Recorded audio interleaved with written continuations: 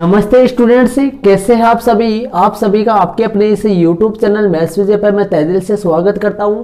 और आपका चैप्टर 3 दो चर वाला रेखीय समीकरण मैंने चला रखा था। दो चर वाले रेखीय समीकरण के इससे पहले स्टूडेंट से 30 पार्ट अपलोड हो चुके हैं और उन 30 पार्टों में मैं लगातार चलते हुए आपकी प्रश्नावली 3.5 का उदाहरण नंबर 3.5 के पहले 3 उदाहरण हैं। उदाहरण नंबर 14, 15 और 16 ये तीनों एग्जाम्पल मैं इस वीडियो में करवाने वाला हूं। और इससे पीछे 30 पार्ट अपलोड हो चुके, चैप्टर 3 के 30 पार्ट अपलोड हो चुके हैं और ये 31वां पार्ट है। और इस 31वें पार्ट में मैं ये 3 एग्जाम्पल कराऊंगा आपको, तो वीडियो के आप अंत तक जरूर बने रहिए। और यदि आपने साथ ही पीछे वाले 30 पार्टों को आपने अभी तक भी नहीं देखा है तो इस वीडियो के आई बटन पे और साथ ही डिस्क्रिप्शन बॉक्स में भी मैंने चैप्टर 3 का अलग से प्लेलिस्ट बनाकर उस प्लेलिस्ट में सारे वीडियो ऐड कर दिए हैं, तो आप प्लेलिस्ट की सहायता से पढ़ते पार्ट को देख सकते हो। और इससे पहले 30 पार्ट पूरे हो चुके हैं, ये 31वां पार्ट है। प्रत्येक वीडियो आप चैप्टर को पार्ट वाइज देखिए तो आपके अच्छी तरीके से क्लियर होने वाला है। जैसे चैप्टर 3 चल रहा है तो चैप्टर 3 को पार्ट वाइज देखिए, पार्ट नंबर 1, 2, 3 इस तरीके से पार्ट वाइज देखिए। और 30 पार्ट पूरे हो चुके हैं, ये 31वां है। और इस 31वें पार्ट में अपने आपकी प्रश्नावली 3.5 के पहले जो 3 एग्जाम्पल है 14, 15 और 16 ये तीनों एग्जाम्पल में इस वीडियो में आपको क्लियर करवाने वाला हूं। तो चलते हैं, वीडियो को स्टार्ट करते हैं। आपके सामने उदाहरण नंबर 14 है। उदाहरण नंबर 14 को अपन समझेंगे पहले, उसके बाद में अपन एग्जाम्पल नंबर 14 जो है वो क्लियर करेंगे। तो आपके सामने उदाहरण नंबर 14 है, ध्यान से देखिए क्या बोल रहा है क्वेश्चन में। बेंगलोर के बस स्टैंड से यदि हम 2 टिकट मल्लेश्वरम के लिए तथा 3 टिकट यशवंतपुर के लिए खरीदे तो कुल लागत 46 रुपये, परंतु यदि हम 3 टिकट मल्लेश्वरम के 5 टिकट यशवंतपुर के खरीदे तो कुल लागत 74 रुपये है। तो बस स्टैंड से मल्लेश्वरम का किराया तथा बस स्टैंड से यशवंतपुर का किराया ज्ञात कीजिए। तो स्टूडेंट से ध्यान दीजिए, बेंगलोर का कोई बस स्टैंड है, उस बस स्टैंड से अपने को मल्लेश्वरम का और यशवंतपुर का किराया अपने को ज्ञात करना है। यदि बस स्टैंड से मल्लेश्वरम का जो किराया है वो किराया क्या होगा, 1 टिकट का रुपये होगा। और बस स्टैंड से यशवंतपुर का जो किराया है वो 1 टिकट का रुपये, मतलब किराया जो होता है वो 1 टिकट का क्या हो जाता है, मूल्य हो जाता है। तो अपन मान लेते हैं बस स्टैंड से मल्लेश्वरम का जो किराया है वो तो x रुपये मान लेते हैं और बस स्टैंड से यशवंतपुर का किराया y रुपये मान लेते हैं अपने। तो ध्यान दीजिए, माना कि बस स्टैंड से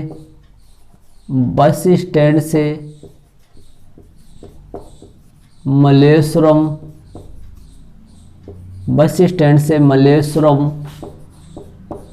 का किराया, माना कि बस स्टैंड से मल्लेश्वरम का किराया x रुपये, माना कि बस स्टैंड से मल्लेश्वरम का किराया x रुपये है तथा बस स्टैंड से यशवंतपुर का किराया y रुपये।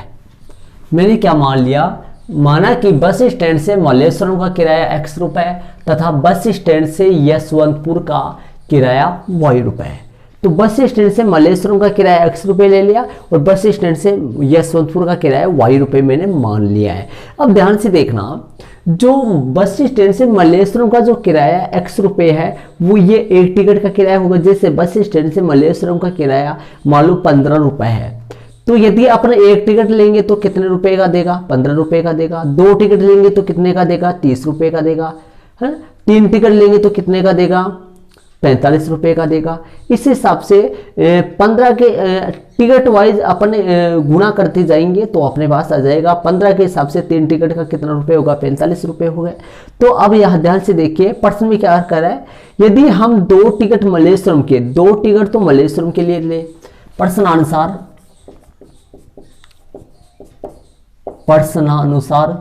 2 टिकट तो मलेश्वरम के लिए ले 2x, 2 टिकट, एक टिकट मलेश्वरम का, एक टिकट का किराया कितने रुपए का, 100 रुपये, मतलब एक टिकट कितने रुपए की आती है, 100 रुपये की आती है, तो 2 टिकट कितने रुपए की आएंगी जी, 2x रुपये की आएंगी। और 3 टिकट यशवंतपुर का प्लस में 3y बराबर में 46 रुपये। ध्यान से देखिए, वापस से अपन बस स्टैंड से मलेश्वरम का किराया 100 रुपये मान लिया। प्रश्न में ऐसे कह रहा है कि मलेश्वरम के लिए 2 टिकट ले रहे हैं, तो एक टिकट का 100 रुपये, तो 2 टिकट के कितने रुपए हो गए, 2x हो गए। और यशवंतपुर का किराया y रुपये है, तो एक टिकट का यशवंतपुर के लिए यदि एक टिकट ले तो y रुपये में आती है, और यदि अपन यशवंतपुर के लिए 3 टिकट ले तो 3y की हो गई। और टोटल अपन जोड़ेंगे तो टोटल टिकट प्रश्न में दे रखा 46 रुपये की आएंगी। अब प्रश्न में ध्यान देना, इस सवाल में अपने को इनको वज्र गुणन विधि से हल करना है। और वज्र गुणन विधि में जो अचर पद है उनको बराबर के निशान के कहाँ लाया जाता है, पहले रखा जाता है, क्योंकि सूत्र में जो सूत्र चलेगा उस सूत्र में अचर पद कहाँ आएंगे, बराबर के निशान के पहले आएंगे।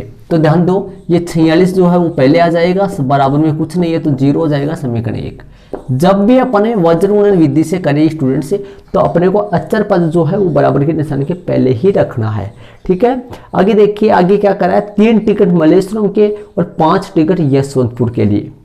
3 टिकट तो मलेश्वरम के और 5 टिकट यशवंतपुर के लिए। टोटल लागत कितने रुपए की आती है, 74 रुपए की, तथा 3x प्लस में 5y बराबर में 74।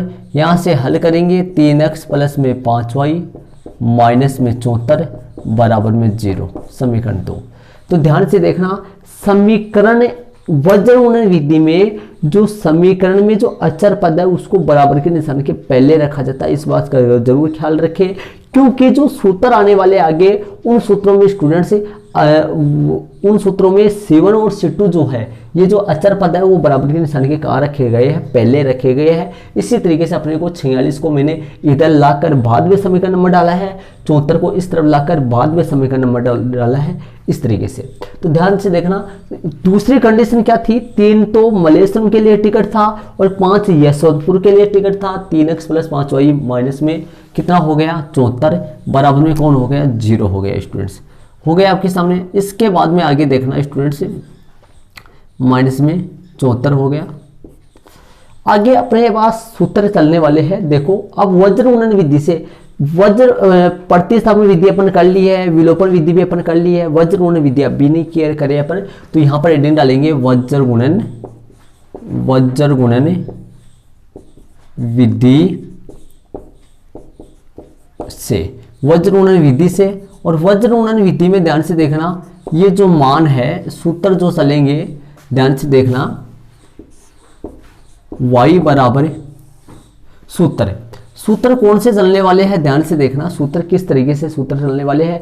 x का मान का अलग सूत्र आएगा, y का मान का अलग सूत्र आएगा। तो देखो, b1 c2 minus b1 c2 minus b2 c1 बटा a1 b2 minus a2 b1। क्या हो गया सूत्र, b1 c2 minus b2 c1। ये सूत्र मैं आपको अच्छी तरीके से क्लियर करवाने वाला हूं, ध्यान दीजिए।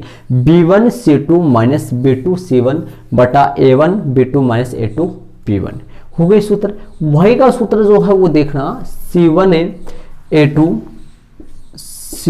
a2 माइनस c2 a1 बटा a1 b2 minus a2 b1। c1 a2 minus c2 a1 बटे वाले दोनों में सेम है। अब ध्यान से देखना, एक समीकरण अपने पास था 2x प्लस में 3y बराबर में माइनस में 46 बराबर में 0। दूसरा समीकरण था, वो था अपने पास 3x प्लस 5y माइनस के 74 बराबर में 0। ये अपने पास 2 समीकरण थे। ध्यान से देखिए students, a1x plus b1y plus c1 बराबर 0, a2x प्लस में b2y प्लस में c2 बराबर में 0। तो अब देखिए आपके सामने है पहला समीकरण ये है, दूसरा समीकरण ये है। अब आपके सामने देखो, ये जो इन सूत्रों में जो ये सूत्र आ रहे हैं, इन सूत्रों में अचर पद को बराबर के निशान के पहले लिया गया है, फिर सूत्र को बनाया गया। इसीलिए मैंने 2x प्लस 3y बराबर 46 के समीकरण नंबर 1 नहीं लगाया है, मैंने 46 को बराबर के निशान के पहले लाया, माइनस में 46 बराबर में कुछ नहीं है तो 0 लगा दिया, तब मैंने समीकरण नंबर 1 डाला है। इसी तरीके से इसमें भी 3x प्लस 5y बराबर 74 को समीकरण नंबर 1 नहीं लगाया है, 74 को बराबर के निशान के पहले लाया, माइनस में 74 बराबर में 0 हो गया। तो ध्यान रहे यहां पर C1 और C1 और C2 दोनों को अर्थात जो अचर पद है इन दोनों को बराबर के निशान के पहले लाकर समीकरण नंबर 1 डाला है, पहले समीकरण नंबर 1 नहीं डाला है। तो ध्यान रहे इस चीज का कि ये जो सूत्र है इन सूत्रों में a1x plus b1y plus c1 बराबर 0 और ऐसे a2x plus b2y plus c2 बराबर 0 और ये c1 और c2 बराबर के निशान के पहले लाकर ही ये सूत्र बनाए गए हैं। तो ध्यान रखना अचर पद को आपको वज्र गुणन विधि में अचर पद को आपको बराबर के निशान के पहले ही रखना है, आगे नहीं रखना है। और यदि आगे आ रही है तो पहले लाकर इनको समीकरण नंबर 1 और समीकरण नंबर 2 डालने। इस बात का जरूर ख्याल रखिए आप कि वज्र गुणन विधि में अचर पद बराबर के निशान के पहले रहते हैं। ठीक है, ये सूत्र लगे। अब इन सूत्रों को ध्यान से देखो किस तरीके से ये सूत्र बने हैं, इन सूत्रों को मैं डिटेल से समझाता हूं, ध्यान से देखना। देखो a1 पहला समीकरण a1 x, पहला वाला समीकरण a1x plus b1y plus c1 के रूप का है, दूसरा समीकरण 2 वाला है। ठीक है, तो ध्यान रहे a1 का मान 2 है, b1 का मान 3 है, c1 का मान माइनस में 46 है। इसी तरीके से a2 का मान 3 है, b2 का मान 5 है और c2 का मान माइनस में 74 है, बराबर में 0। तो ध्यान से देखना x का मान में निकाला तो x का गुणांक कौन है, x का गुणांक कौन है a1 और a2, x का गुणांक है a1 और a2। तो ध्यान से देखना स्टूडेंट्स, x का गुणांक जो a1 और a2 है, जब अपन x का सूत्र लगाए तो ऊपर a1 और a2 x का गुणांक नहीं आएगा। इसी तरीके से y का जब सूत्र लगाए तो ऊपर y का गुणांक b1 और b2 नहीं आएगा। इस बात का जरूर ख्याल रखिए आप। नीचे देखो a1 b2 minus a2 b1, a1 b2 minus a2 b1, नीचे वाले दोनों सूत्रों में हर जो है, दोनों सूत्रों का जो हर है वो सेम है। तो ध्यान रखना x वाले सूत्र में ऊपर x का गुणांक a1 और a2 नहीं आएगा और y वाले सूत्रों में y का गुणांक b1 और b2 ऊपर नहीं आएगा, नीचे वाले दोनों सेम है। तो मान रख देते हैं, a1 का मान 2 है, a1 b1 c1 a2 b2 और c2। इस बात का जरूर ख्याल रखें, मान अपन रख देते हैं। तो ध्यान से देखिए, मान रखते हैं स्टूडेंट्स, अपन इनमें मान रख देते हैं, x बराबर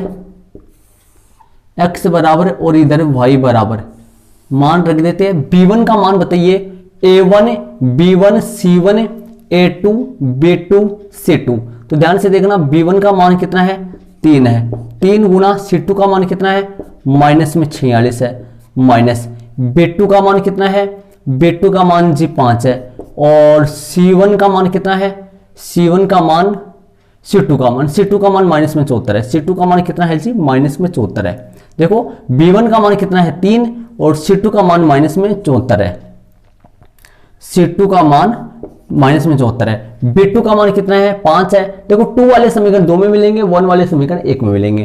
तो b2 का मान 5 है और c1 का मान माइनस में 46 है और a1 का मान कितना है, 2 है, a1 का मान अपने पास 2 है, 2 गुना b2 का मान कितना है, 5 है, माइनस a2 का मान कितना है, a2 का मान 3 है, ये रहा, और b1 का मान भी 3 है। हल करेंगे इसको, x बराबर हल करेंगे तो देखना, हल करेंगे तो 3 चौक 12 हो गया, असल की 1 3 7 21 21 और 1 22। तो आपके सामने माइनस का 222, माइनस का 222 और माइनस माइनस प्लस, इसको हल करेंगे 6 5 30 हो गया, 3 असल की प्लस का 230 आ जाएगा, 5 दूनी 10 माइनस के 9। हल करेंगे तो x बराबर, ध्यान से देखना, प्लस का 230 माइनस का 222। तो आपके सामने प्लस के कितने हो जाएंगे, 8, प्लस के 8 आ जाएंगे और बटा में 1 है तो प्लस के 8, तो 8 बटा कितना हो गया 1। हल करेंगे तो x का मान कितना हो गया जी, 8 आ गया। x का मान कितना हो गया, 8। कैसे, प्लस के 230 में से माइनस के 222 घट गए तो और 10 में से 9 गए तो 1। इसी तरीके से इसका मान देखो, c1 का मान माइनस में 46 है, c1 का मान माइनस में 46 है, c2 का मान कितना है, a2 का मान कितना है, a2 का मान 3 है, माइनस C2 का मान कितना है, माइनस में 74 है, माइनस में 74, और गुणा में A1 का मान कितना है, A1 का मान 2 है, और बटा में A1 कितना है, 2 है, और A2 नीचे वाला सेम है, नीचे वाले को वापस देखने की जरूरत नहीं है, नीचे वाला सेम है। हल करेंगे, y बराबर है, इसको गुणा कर देंगे अपन 46 को 3 से, 36 18 हो गया, असल 1 4 3 12, 4 3 12, 12 1 13, माइनस का 138, माइनस माइनस प्लस, 4 दूनी 8 हो गए, 7 दूनी 14, प्लस के 148, और ये 10 माइनस 9 हो गया। यहाँ से हल वापस करेंगे तो वही का जो मान है वो आपके सामने आ जाएगा, माइनस प्लस के 138 में से माइनस का 138, प्लस के 148 में से माइनस का 138 घट जाएगा, तो आपके सामने प्लस के 10 बच जाएंगे, बटा में 1 है, तो ये जो y का मान है यहाँ से आपके पास 10 आ गया। कितना आ गया, y का मान 10 आ गया। अब देखना x का मान 8 आ गया और y का मान कैसे आ गया, 10 आ गया। और यदि इन्हीं दोनों समीकरणों को अपन प्रतिस्थापन विधि से करें या फिर विलोपन विधि से करें, अपने आंसर 10 और 8 और 10 ही आएंगे वहां पे भी। तो अपने आंसर आ चुके हैं। अतः वाली लाइन अपन लिख देते हैं जो अपन माने थे। अतः बस स्टैंड से मलेश्वरम, अतः बस स्टैंड से मलेश्वरम का किराया, बस स्टैंड से मलेश्वरम का किराया कोष्टक में x बराबर कितना आ गया जी, 8 रुपये आ गया। बस स्टैंड से मलेश्वरम का किराया कोष्टक में x बराबर कितना आ गया, 8 रुपये आ गया। तथा बस स्टैंड से यशवंतपुर का किराया, बस स्टैंड से यशवंतपुर का किराया, बस स्टैंड से यशवंतपुर का जो किराया है वो कितना आ गया, कोष्टक में y बराबर कितना हो गया, 10 रुपये है। ध्यान से देखना स्टूडेंट्स, अपने पास बस स्टैंड से मलेश्वरम का जो किराया है कोष्टक में x बराबर 8 रुपये आ गया, और बस स्टैंड से यशवंतपुर का जो किराया है कोष्टक में y बराबर कितना आ गया, 10 रुपये आ गया। तो आपके सामने 8 और 10 रुपये आ गया। और यदि अपन टिकट के अनुसार, पर्सन के अनुसार अपन इनके जांच करें तो अपना सही आएगा। अभी जांच करते हैं, ध्यान से देखना। प्रश्न में क्या कहा था कि 2 टिकट तो मलेश्वरम के लिए, 2 टिकट किसके लिए ले रहा है, मलेश्वरम के लिए। तो बताओ एक मलेश्वरम का किराया कितना, बस स्टैंड से मलेश्वरम, बेंगलोर के बस स्टैंड से मलेश्वरम का किराया जो है वो 8 रुपया, मतलब एक टिकट 8 रुपए की आती है। किराया का मतलब क्या हो गया, एक टिकट 8 रुपए की आती है। एक टिकट 8 की आती है तो 2 टिकट कितने की आएंगी, 2 गुना 8, एक टिकट 8 की आती है तो 2 गुना 8 मतलब 16 रुपए का तो ये हो गया। और 3 वाई मतलब यशवंतपुर के 3 टिकट लेता है। यशवंतपुर का जो किराया आ गया वो 10 रुपए आ गया। एक टिकट 10 रुपए की आती है तो 3 टिकट कितने की होगी, 3 टिकट होगी, 3 गुना 10 30 रुपए की होगी। तो ये कुल मिलाकर कितने रुपए बताया था, 16 और 30 46 रुपए हो गया। करेक्ट आ रहा है, सही आ रहा है। इसी तरीके से अपन ये वाला जांच करें तो ये वाला भी सही आएगा। 3 टिकट तो मलेश्वरम के आ रहे हैं तो 3 टिकट का कितना रुपए होगा, 24 रुपए। तो ये हो गया। एक टिकट 8 रुपए होता है तो 3 टिकट के 8 या 24 हो गए। और एक टिकट यशवंतपुर का 10 रुपए का है तो 5 टिकट ले रहा है, 50 ये हो गया। 50 ये जोड़ देंगे तो आपके सामने ये 74 रुपए बनेंगे। कितने बन जाएंगे, 74 रुपए बन जाएंगे। इसका मतलब करेक्ट आ रहा है अपना, ठीक है।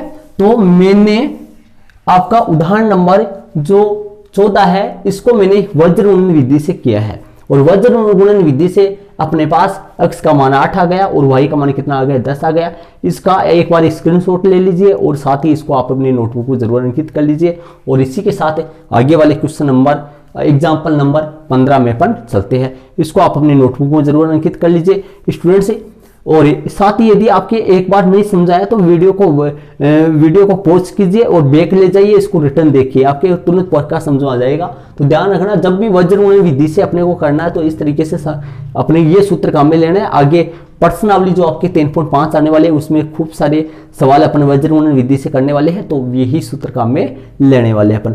तो चलते हैं एग्जाम्पल नंबर 15 में चलते हैं। तो चलते हैं स्टूडेंट्स, एग्जाम्पल नंबर जो 15 है वो आपके सामने है। ध्यान से देखिए, एग्जाम्पल नंबर 15 को पहले समझते हैं, उसके बाद में करेंगे अपन। तो ध्यान देना क्वेश्चन में क्या कर रहा है, प्रश्न में ध्यान देना। प्रश्न आपके सामने है, P के किन मानों के लिए, प्रश्न क्या कर रहा है, P के किन मानों के लिए, P का कौन सा मान ले, P के किन मानों के लिए निम्न समीकरणों के युग्म का एक अद्वितीय हल है। मतलब अद्वितीय हल हो, अद्वितीय हल हो, इसके लिए P के मान बताओ, P के किन मानों के लिए निम्न समीकरण युग्म का अद्वितीय हल है। और समीकरण दे रखे अपने को 4x plus P Y plus 8 बराबर 0, 2x प्लस 2y प्लस 2 बराबर 0 और P के मान अपने को ज्ञात करने हैं। तो प्रश्न दिए गए समीकरण लिख देते अपन, दिया गया समीकरण युग्म, दिया गया समीकरण युग्म लगा देते हैं, दिया गया समीकरण युग्म। और दिया गया जो समीकरण युग्म है वो है 4x plus P Y, 4x plus P Y बराबर प्लस 8 बराबर 0, प्लस 8 बराबर 0, 4x plus P Y plus 8 बराबर में 0। पहला समीकरण ये है 4x plus P Y, 4x plus P Y plus में 8 बराबर 0। और इसके बाद में दूसरा समीकरण जो है ये समीकरण 1 है तथा दूसरा वाला समीकरण लिख देते हैं। दूसरा समीकरण है 2x plus 2y, 2x plus 2y plus 2 बराबर में 0, 2x प्लस 2y प्लस 2 बराबर 0। इसको छोटा कर दो, थोड़ा छोटा हो जाएगा, दोनों पक्षों में 2 का भाग देने पर 2 का भाग दे देंगे तो आपके सामने x प्लस वाई प्लस में 1 बराबर में 0 समीकरण हो गया 2। अब अपन प्रश्नानुसार, प्रश्न में दे रखा है प्रश्नानुसार समीकरण युग्म का अद्वितीय हल है। प्रश्नानुसार समीकरण युग्म के कैसा हल है, अद्वितीय हल है। प्रश्नानुसार समीकरण युग्म के अद्वितीय हल है, इसलिए अद्वितीय हल होने की शर्त।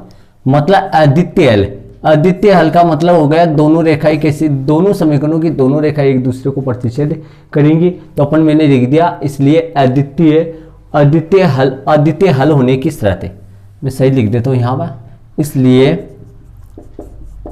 इसलिए अद्वितीय की शर्त, अद्वितीय की शर्त मतलब दोनों समीकरण युग्म का अद्वितीय हल हो तो इसके लिए क्या होगा, a1 बटा a2 बराबर b1 बटा b2 और नॉट इक्वल c1 बटा c2 बराबर आए चाहे नहीं आए। यदि कोई भी दो समीकरण युग्म, कोई दो समीकरण हो और उनका हल यदि अद्वितीय हल है तो अद्वितीय हल तभी होता है जब ये दोनों क्या नहीं हो, बराबर नहीं हो। ये मैंने सूत्र आपको ऑलरेडी बताया था। मान रख देते, ध्यान से देखना स्टूडेंट्स, मान रख देते।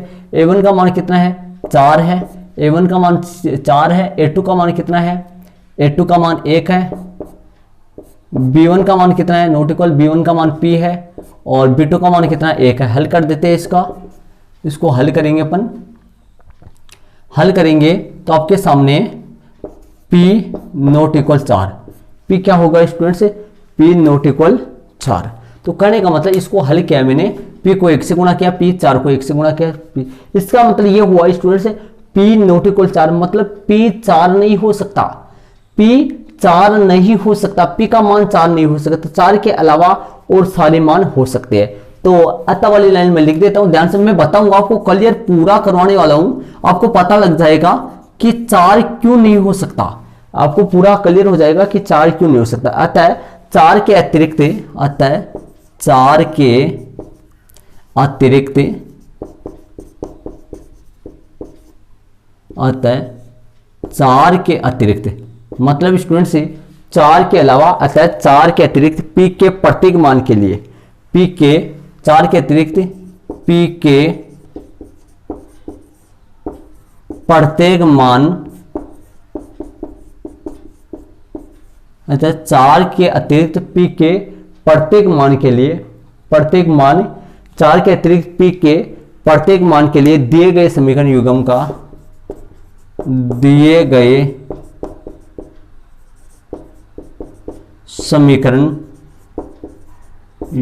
का अद्वितीय हल है। अतः 4 के अतिरिक्त p के प्रत्येक मान के लिए, अतः 4 के अतिरिक्त p के प्रत्येक मान के लिए दिए गए समीकरण युग्म का अद्वितीय हल है। ये अपना आंसर आ गया इसका। अब मैं आपको प्रश्न में क्या कहा था, p के किन मानों के लिए, प्रश्न में p का मान पूछा था, p के किन मानों के लिए समीकरण युग्म का अद्वितीय हल होगा।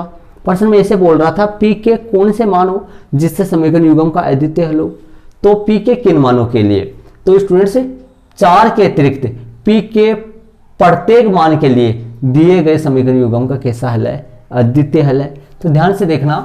अब यदि ध्यान देना स्टूडेंट्स, यदि मैं यहां पर मान लो मैं 4 लगा दूं, 4 क्यों नहीं हो सकता, तो ध्यान से देखना। यदि स्टूडेंट्स में यहां पर मैं 4 लगा दूं p की जगह, सॉरी p का मान में यहां पर 4 लगा दूं, तो ये दोनों आपस में क्या हो जाएंगे, बराबर हो जाएंगे।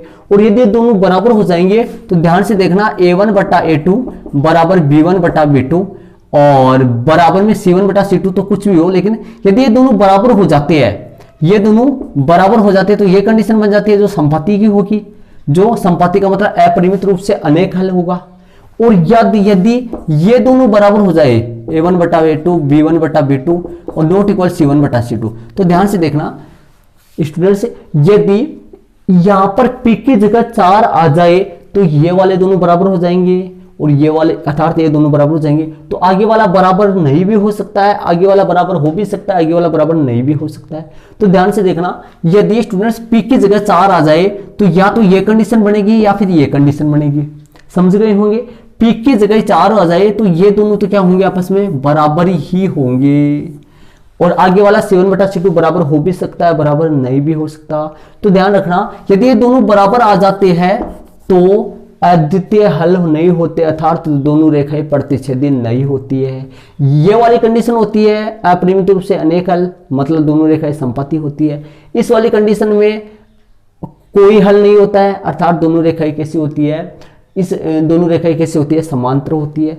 तो कहने का मतलब यदि p की जगह 4 आ जाए तो अद्वितीय हल नहीं हो सकता, अद्वितीय हल नहीं हो सकता, या तो अनेक हल होगा या कोई हल नहीं होगा। कहने का मतलब p की जगह 4 नहीं आ सकता, 4 इसलिए नहीं आ सकता, यदि p की जगह 4 आ जाए तो ये दोनों फिर तो बराबर हो जाएंगे, और बराबर अपने को इनको करना नहीं है क्योंकि इनका हल कैसा है, अद्वितीय हल है। और अद्वितीय हल तभी होता है जब ये दोनों बराबर नहीं हो। तो इन दोनों को बराबर नहीं रखना है अपने को, मतलब बराबर नहीं करना है इनको। बराबर कब नहीं होगा ये, जब p की जगह कितना नहीं लगाए, यहाँ पर 4 नहीं आए, p की जगह 4 नहीं आना चाहिए, इसके अलावा एनीवन कुछ भी आ सकता है। p की जगह क्या नहीं आना चाहिए स्टूडेंट से, 4 नहीं आना चाहिए। p की जगह 4 आ जाए तो ये दोनों बराबर हो जाएगा, बराबर हो जाएगा तो अद्वितीय हल नहीं होगा। तो प्रश्न में क्या पूछा था, p के किन मानों के लिए दिए गए समीकरण युग्म का अद्वितीय हल होगा, तो अतः p 4 के अतिरिक्त p के प्रत्येक मान के लिए दिए गए समीकरण युग्म का अद्वितीय हल है। तो अपना ये उदाहरण नंबर 15 हो गया। तो ध्यान से देखना स्टूडेंट से, उदाहरण नंबर 15 में भी अद्वितीय हल देकर p का मान पूछा है, अद्वितीय हल देकर किसका मान पूछा है, p का मान पूछा है। इस तरीके के प्रश्न आपके उदाहरण जो 15 आ चुका है और उदाहरण 16 भी ऐसा ही है। और प्रश्नावली 3.5 में जो क्वेश्चन नंबर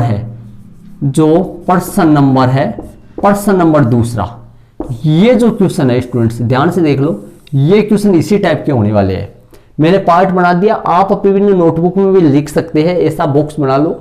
इस टाइप के जितने भी सवाल है वो सारे ये सवाल है, मतलब कि p का मान ज्ञात करो, अद्वितीय हल है तो p का मान ज्ञात करो, अपरिमित रूप से अनेक हल है तो k का मान ज्ञात करो। इस टाइप के उदाहरण नंबर 15 मैंने करवा दिया, उदाहरण नंबर 16 भी ऐसा ही आने वाला है। और प्रश्नावली 3.5 में प्रश्न नंबर 2 जो आगे आने वाला है वो भी क्वेश्चन नंबर ऐसा ही है। प्रश्न नंबर 2 में रोमन में कुल 2 सवाल होंगे वहां पर, तो ध्यान से देखना। इस टाइप के सवाल, इतने सवाल अपन करेंगे। उदाहरण 15 अपन कर लिए, 16 भी करेंगे, प्रश्नावली में प्रश्न नंबर दूसरा अपन करेंगे। तो ध्यान से देखना, तो इसको आप अपनी नोटबुक को जरूर अंकित कर लीजिए। और इसी के साथ अपन चलते हैं उदाहरण नंबर 16 में चलते हैं। तो चलते हैं स्टूडेंट्स, उदाहरण नंबर 16 आपके सामने है, ध्यान दीजिए। के किस मान के लिए निम्न रेखीय समीकरण युग्म को अपरिमित रूप से अनेक हल होंगे। के किस मान के लिए, वहां पर बोला था पी के किस मान के लिए समीकरण युग्म का अद्वितीय हल होगा, लेकिन यहां पर क्या बोल दिया, के किस मान के लिए समीकरण युग्म का अपरिमित रूप से अनेक हल है। वहां पर पी के किस मान के लिए अद्वितीय हल है और यहां पर के किस मान के लिए अपरिमित रूप से अनेक हल है। तो अपन दिए गए समीकरण युग्म अपन लिख देते हैं, दिए गए समीकरण युग्म, जो समीकरण अपने को क्वेश्चन में दे रखा है वो है के एक्स प्लस 3y, के एक्स प्लस 3y माइनस में के माइनस 3 इक्वल 0। पहला समीकरण ये है, क्या है पहला समीकरण, के एक्स प्लस 3y, के एक्स प्लस 3y माइनस में के माइनस 3 बराबर 0। दूसरा समीकरण है 12 समीकरण तथा दूसरा वाला समीकरण, ये पहला समीकरण है 12x प्लस के वाई माइनस 3 बराबर 0, समीकरण 2। पहला समीकरण है के एक्स प्लस 3y माइनस के माइनस 3 बराबर 0। दूसरा समीकरण है 12x प्लस के वाई माइनस 3 बराबर 0। यहाँ पर माइनस का के, यहाँ पर माइनस का कितना है, के। तो ये वाला समीकरण आपके सामने है। ये दोनों समीकरण क्वेश्चन में दे रखा है। समीकरण आपके सामने, आप अपनी बुक में समीकरण है आपके सामने क्वेश्चन है, मिला लीजिए। के एक्स प्लस 3y माइनस का के माइनस 3 बराबर 0 हो गया, 12x प्लस का के वाई माइनस का के बराबर 0 हो गया। अब इसका के मान ज्ञात करना है। के ऐसे मान ज्ञात अपने को करने हैं जिसके लिए समीकरण युग्म का अपरिमित रूप से अनेक हल। अनेक हल का मतलब हो गया स्टूडेंट्स कि रेखा, दोनों रेखाएं आपस में कैसी होंगी, समपाती होंगी। तो अपने प्रश्नानुसार लिख देते हैं, प्रश्नानुसार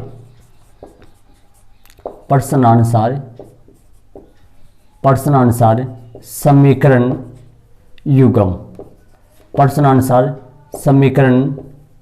युग्म के अपरिमित रूप से, प्रश्नानुसार समीकरण युग्म के अपरिमित रूप से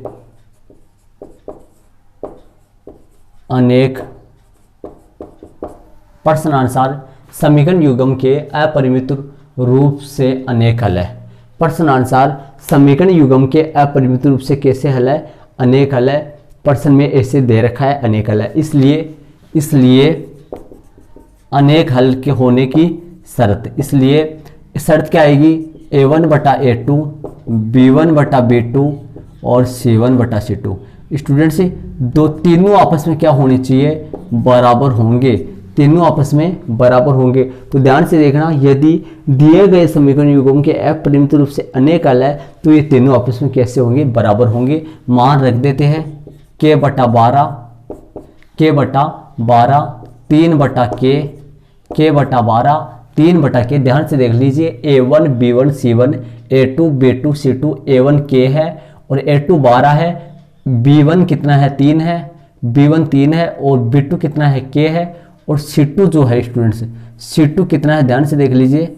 c2 अपन देखते हैं माइनस का k माइनस 3, c2 कितना है, minus k minus into k minus 3 और c2 कितना है, माइनस का k। ये आ गया अपने पास। हल करते हैं इसको, ध्यान से देखिए, हल करेंगे तो देखो k बटा 12 तो सेम है और 3 बटा k, इसको हल करेंगे तो माइनस से माइनस क्या हो जाएगा, कट जाएगा, तो आपके सामने k माइनस 3 बटा k आ जाएगा। ठीक है, अब अपन क्या करेंगे, यहाँ से अपने पास दो कंडीशन चलेगी, या तो ये दोनों बराबर हो जाएंगे या फिर वो आगे वाले दोनों बराबर हो जाएंगे। तो यहाँ से अपन ऐसे लगा देंगे, यहाँ से क्या आ जाएगा अपने पास, k बटा 12 बराबर में 3 बटा k तथा 3 बटा k बराबर k माइनस 3 बटा k। ये आपके सामने आ गया। देख लो मैंने कैसे किया है, k बटा 12, ये तीनों आपस में बराबर है। तो तीनों बराबर है तो ध्यान से देखना है स्टूडेंट्स, यदि ये तीनों आपस में बराबर है तो या ये दोनों बराबर होंगे और ये दोनों बराबर होंगे। एक और बच गया, अपना दिमाग लगाने की कोशिश करना, एक और बच गया है वैसे, लेकिन कौन सा बच गया, ये वाला और ये आखिरी वाला। तो मैंने क्या किया, ये दोनों बराबर होंगे और ये वाले दोनों भी क्या होंगे, बराबर होंगे आपस में। तो देखिए आगे अपन हल करेंगे, कैसे करेंगे, हल करेंगे इसको, के को कैसे गुणा करेंगे, के स्क्वायर बराबर में कितना हो जाएगा, 12 36 हो जाएगा। तो आपके सामने के का जो मान है वो √36 हो जाएगा। तो के का जो मान है वो कितना हो जाएगा जी, +-6। के का मान कितना हो जाएगा, तो ध्यान से देखना, +-6। के मान डबल आ गए, के का मान +6 हो गया और -6 हो गया। ठीक है, यहाँ पर देखना इसको हल करेंगे तो किस तरीके से हल करेंगे, देखना k into k -3, k into k -3, k गुणा होगा k -3 से, बराबर में 3k होगा। हल करेंगे तो कैसे हल करेंगे, ध्यान से देखना, हल करेंगे इसको, देखो k को k से गुणा करूंगा, k स्क्वायर, k को k से गुणा करूंगा, k स्क्वायर हो जाएगा, k को 3 से गुणा करूंगा, -3k, और इधर कितना हो गया, -3k +3k, तो इधर आएगा तो -3k, बराबर में कुछ नहीं है तो 0 है। मैं फिर बताता हूँ, ध्यान से देखिए, k को k -3 से गुणा करूंगा, k को k -3 से गुणा करूंगा और 3k हो जाएगा, k को k से गुणा करूंगा k स्क्वायर और k को 3 से गुणा करूंगा 3k, ये 3k प्लस का इधर आएगा तो माइनस का बराबर में 0 हो जाएगा। यहाँ से हल करूंगा तो ध्यान से देखिए, k स्क्वायर के k स्क्वायर हो जाएगा और ये माइनस का कितना हो गया, 6k बराबर में 0। ठीक है, अब हल करेंगे, देखो कैसे हो गया, ये k स्क्वायर हो गया, 3k जुड़ेगा तो माइनस का 6k, अब कॉमन आ जाएगा k, कॉमन क्या आ जाएगा तो अंदर क्या बचेगा, k - 6 इक्वल में 0। तो अब देखना k बराबर में 0 तथा k बराबर में 0 या फिर k बराबर में k के बराबर में 0 या फिर k - 6 बराबर में 0। तो यहाँ से k का जो मान है वो कितना आ गया, 6 आ गया, k का मान कितना आ गया, 6 आ गया, और k का मान कितना आ गया, 0 आ गया। तो और अपने पास k के मान क्या क्या प्राप्त हुए, ध्यान से देखिए, यहाँ से k बराबर, इसलिए लगा देंगे, इसलिए k बराबर क्या क्या आए, देखो एक तो प्लस का 6 और एक माइनस का 6। तो ध्यान से देखना, 6 इधर भी है 6 इधर भी है, तो देखो k का मान क्या आया, -6 +6 वह 0 है, 0 प्राप्त हो गए। ध्यान से देखना, के मान क्या क्या प्राप्त हो गए अपने पास, के जो मान है वो क्या क्या आ गए, -6 +6 और 0 प्राप्त हो गया। तो देखिए ये कहाँ से है, देखो +6 इधर भी है +6 इधर भी है, तो के का मान 6 आ गया और -6 आ रहा है और 0 यहाँ पर आ रहा है। तो के मान अपने को ऑलरेडी 3 प्राप्त हो रहे हैं, कितने के मान प्राप्त हो रहे हैं, 3 के मान प्राप्त हो रहे हैं अपने को, के मान 3 प्राप्त हो रहे हैं, एक तो प्लस का 6, एक माइनस का 6 और एक के का मान 0 आ रहा है। तो 3 के मान प्राप्त हो रहे हैं, प्लस का 6 माइनस का 6 और 0। अब यहाँ से देखिए, अब इन तीनों में से भी अपने को कौन सा अपना परस करेक्ट आंसर कौन सा होगा अपना, ये देखिए, ध्यान से देखिए, इन तीनों में से कौन सा करेक्ट आंसर होगा। देखिए के का मान, यदि ध्यान से देखिए, के का मान -6 यहाँ पर लगाते हैं, ध्यान से देखना, यहाँ पर लगाए अपन के का मान -6 लगाए, यहाँ पर सबसे पहले जांच करते हैं -6 करेक्ट आंसर है या फिर नहीं है। देखो यहाँ -6 लगाए, क्या है अपने पास, -6 यहाँ लगाए, माइनस अपने पास यहाँ पर ऐड कर लेते हैं एक बार, k बटा 12 बराबर 3 बटा k और k -3 बटा k, ये अपने पास है। k का मान यहाँ पर लगाने से ये आपस में कैसे हो जाने चाहिए स्टूडेंट्स, बराबर हो जाने चाहिए। अब इन तीनों में से जिसके यहाँ पर लगा के देखेंगे अपन, यदि जिससे ये तीनों बराबर होता है वही k का मान करेक्ट होगा अपना। तो पहले -6 यहाँ पर लगाते हैं, k की जगह -6 बटा 12, 3 बटा 3 का 3 हो गया, k की जगह -6, यहाँ पर k की जगह -6 माइनस का 3 बटा k का मान -6। मैंने क्या किया है, k की जगह -6 लगाया है, देखो k की जगह -6 यहाँ लगाया है, -6 यहाँ लगाया है, -6 यहाँ लगाया है, -6 यहाँ पर लगाया है। हल करेंगे तो देखो 6 एकम 6, 6 दूनी 12, ये कट जाएगा, माइनस का 1 बटा 2 और ये 3 एकम 3, 3 दूनी 6, माइनस का 1 बटा 2 और ये देखो माइनस के 9 ये जुड़ेंगे, माइनस के 9 बटा माइनस का 6, तो कट जाएंगे, 3 3 9, 3 दूनी 6, 3/2। तो देखो ये दोनों बराबर आ रहे हैं लेकिन ये दोनों बराबर नहीं आ रहा है। ठीक है, शुरू वाला बराबर आ रहा है लेकिन आखिर वाला बराबर नहीं आ रहा है। इसका मतलब ये हो गया स्टूडेंट से कि के का मान -6 नहीं हो सकता। के का मान क्या नहीं हो सकता स्टूडेंट से? -6 के का मान नहीं आ सकता। के का मान -6 क्यों नहीं आ सकता? क्योंकि -6 से दिए गए जो दोनों समीकरण ये संतुष्ट नहीं होते हैं, अर्थात ये वाला जो समीकरण है ये वाला समीकरण -6 से संतुष्ट नहीं होता है। अब अपन लगा के देखते हैं के का मान क्या, इसका मतलब के का मान -6 तो नहीं हो सकता। के का मान -6 तो नहीं हो सकता। कैसे आया?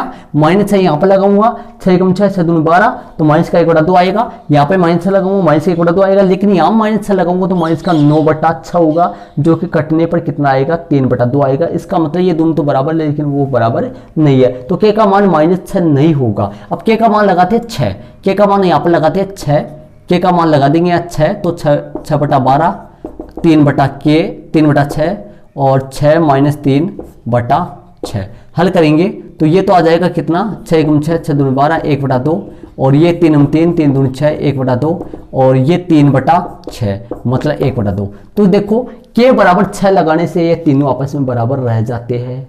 इसका मतलब के का मान 6 आएगा, -6 नहीं आएगा। और के का मान आप क्या लगाते हैं? 0 लगाते हैं। के का मान 0 लगाते हैं, तो ध्यान से देखना, यहाँ पर अपन 0 लगाएंगे, यहाँ पर अपन 0 लगाएंगे, 0 में 12 का भाग देगा तो ये 0 आएगा। यहाँ पर अपन 0 लगाएंगे तो ध्यान से देखना, 3 में 0 का भाग लगेगा तो आपके सामने अनंत आएगा। तो ये दोनों बराबर नहीं आ रहे वैसे।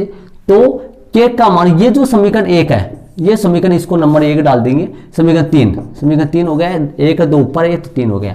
तो ध्यान से देखना, लेकिन के बराबर -6, के बराबर -6 और 0 समीकरण 3 को क्या नहीं करते हैं? संतुष्ट नहीं करते। तो ध्यान से देखना, मैंने क्या लिख रहा है, देखो मैंने क्या लिख दिया ऊपर पे, इसलिए के बराबर -6 वह 0 प्राप्त हो गए, इसलिए के बराबर -6 और वह 0 प्राप्त हो गए। के मान है ये अपने को प्राप्त हो गए, इसलिए के बराबर -6 और वह 0 प्राप्त हो गए। लेकिन के बराबर -6 और 0 समीकरण 3 को संतुष्ट नहीं करते हैं, मतलब कि -6 और 0 इस समीकरण को संतुष्ट नहीं करते हैं। संतुष्ट करने का मतलब है के बराबर यदि इसमें -6 रखे या फिर 0 रखे, दोनों से ये तीनों आपस में बराबर ही नहीं रहते हैं। लेकिन अपने को इन तीनों को बराबर बनाना है। क्यों बराबर बनाना है स्टूडेंट्स? क्योंकि ये तीनों बराबर बनेंगे तभी तो अपने का अपरिमित रूप से अनेक हल होगा। क्योंकि प्रश्न में ये बोला गया था कि अपरिमित रूप से दिए गए समीकरण युग्म का अपरिमित रूप से अनेक हल है, और अपरिमित रूप से अनेक हल तभी होगा जब ये तीनों क्या होंगे? बराबर होंगे। और के बराबर -6 यदि यहाँ रखा जाए और के बराबर यहाँ 0 रखा जाए तो ये तीनों बराबर नहीं रहते। इसका मतलब के का मान -6 और 0 नहीं हो सकता। और के बराबर यदि 6 रखा जाए तो अभी अपन जांच किया था, के बराबर 6 रखने से तीनों आपस में कैसे रहते हैं स्टूडेंट? से बराबर रहते हैं। तो अतः के का मान, अतः के का अभिष्ट मान, के का अभिष्ट मान, के प्रश्न में क्या बोला था? के किन मानों के लिए, के किन मानों के लिए, किस मान के लिए? अतः के बराबर 6 पर, के बराबर 6 पर दिए गए समीकरण युग्म का अपरिमित रूप से अनेक हल है। तो अतः के का अभिष्ट मान बराबर 6 है। तो अपना जो आंसर आ गया वो अपना कितना आ गया? 6 आंसर आ गया। आंसर जो आ गया इसका वो कितना आ गया स्टूडेंट से? 6 आ गया। मतलब के का अभिष्ट मान जो है, के का अभिष्ट मान है वो कितना आ गया स्टूडेंट से? 6 आ गया। 6 पर दिए गए समीकरण युग्म का अपरिमित रूप से अनेक हल होगा, और -6 और 0 पर अपरिमित रूप से अनेक हल नहीं होगा। निकले तो 3 थे, ध्यान से देखना स्टूडेंट, के मान अपने पास 3 आए थे, -6, 6 और 0, लेकिन -6 और 0 समीकरण 3 को संतुष्ट नहीं करते हैं। इसलिए के का, अतः के का अभिष्ट मान जो है वो 6 प्राप्त हो गया। तो स्टूडेंट से अपना के का जो मान है वो छा गया और इसी के साथ एग्जाम्पल नंबर 16 आपका क्लियर हो गया। तो स्टूडेंट्स मैंने इस वीडियो में आपकी प्रश्नावली 3.5 के उदाहरण नंबर 15, उदाहरण नंबर 14, 15 और 16 तीन उदाहरण मैंने क्लियर करवाए हैं। प्रश्नावली 3.5 के पहले ये 3 एग्जाम्पल थे, मैंने कंप्लीट पूरे करवा दिए और इसी के साथ इसके अगले वाले वीडियो में अपन आपकी प्रश्नावली 3.5 को क्लियर करें। 3.5 से स्टार्ट करेंगे अपन। तो वीडियो के इसी के साथ अपन बने रहे स्टूडेंट से और इसी के साथ अपन अगले वाली वीडियो में मिलेंगे। ओके स्टूडेंट से, और यदि आपको वीडियो कैसा समझ में आया, वीडियो कैसा लगा, कमेंट्स बॉक्स में कमेंट्स करिए और यदि आप चैनल पर नए हो तो चैनल को जरूर सब्सक्राइब कर लीजिए। ओके स्टूडेंट से, थैंक्स, जय हिंद।